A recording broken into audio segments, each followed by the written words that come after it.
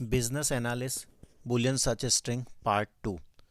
दोस्तों, ये हमारा business analyst Boolean search string का पार्ट 2 है और इसमें हम दो काफ़ी इम्पोर्टेंट बिजनेस एनालिस्ट या आईटी बिजनेस इन एनालिस्ट की सर्च स्ट्रिंग की बात करेंगे या आपको एक्सप्लेन करेंगे। आइए दोस्तों, बात करते हैं हमारे आज की पहली सर्च स्ट्रिंग। दोस्तों, सबसे पहले आपको ब्रैकेट लगाना होगा, फिर आपको कोटेशन मार्क लिखना होगा, फिर आपको बिजनेस एनालिस्ट लिखना है, फिर आपको कोटेशन मार्क लगाना है, फिर आपको स्पेस देना है, फिर आपको और लिखना है, फिर आपको स्पेस देना है, फिर आपको बीए लिखना है। बिजनेस एनालिस्ट का शॉर्ट फॉर्म बीए लिखना है। फिर आपको और स्पेस देके और लिखना है, फिर आपको स्पेस देना है, फिर आपको कोटेशन मार्क लिखना है और फिर आपको बिजनेस एनालिसिस लिखना है, फिर आपको कोटेशन मार्क लगाना है, फिर आपको ब्रैकेट से इस पूरी सर्च स्ट्रिंग को क्लोज कर देना है।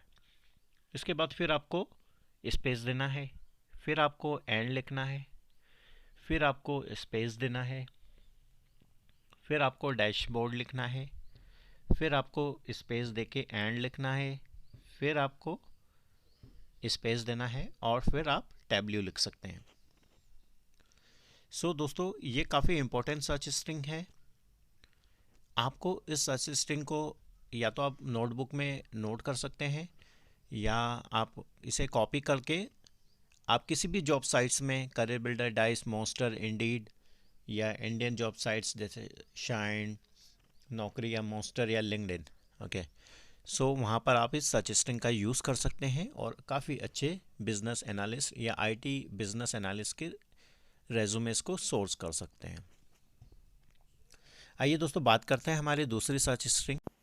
दोस्तों, सबसे पहले आपको ब्रैकेट लगाना है, फिर आपको कोटेशन मार्क लगाना है, फिर आपको बिजनेस एनालिस्ट लिखना है, फिर कोटेशन मार्क लगाना है। बिजनेस एनालिस्ट के बाद में आपको कोटेशन मार्क लगाना है, फिर आपको स्पेस देना है, फिर आपको और लिखना है, फिर आपको स्पेस देना है, फिर आप बिजनेस एनालिस्ट के शॉर्ट फॉर्म बीए को लिखना है, फिर आपको स्पेस देना है, फिर आपको और लिखना है, फिर आपको स्पेस देना है, फिर आपको कोटेशन मार्क लगा के बिजनेस एनालिसिस लिखना है, फिर बिजनेस एनालिसिस से के एंड में आपको कोटेशन मार्क लगाना है, फिर आपको ब्रैकेट से इसे क्लोज कर देना है, फिर आपको स्पेस दे के एंड लिखना है, फिर आपको स्पेस देना है, फिर आपको डैशबोर्ड लिखना है, फिर आप स्पेस दे के एंड लिख सकते हैं। एंड लिखने के बाद आपको स्पेस देना है, फिर आपको ब्रैकेट में टैब्ल्यू लिखना है और स्पेस देके और लिखना है, फिर और के बाद फिर आपको स्पेस लिखना है देना है और फिर विजुअलाइजेशन लिखना है, फिर ब्रैकेट से इसे क्लोज कर देना है।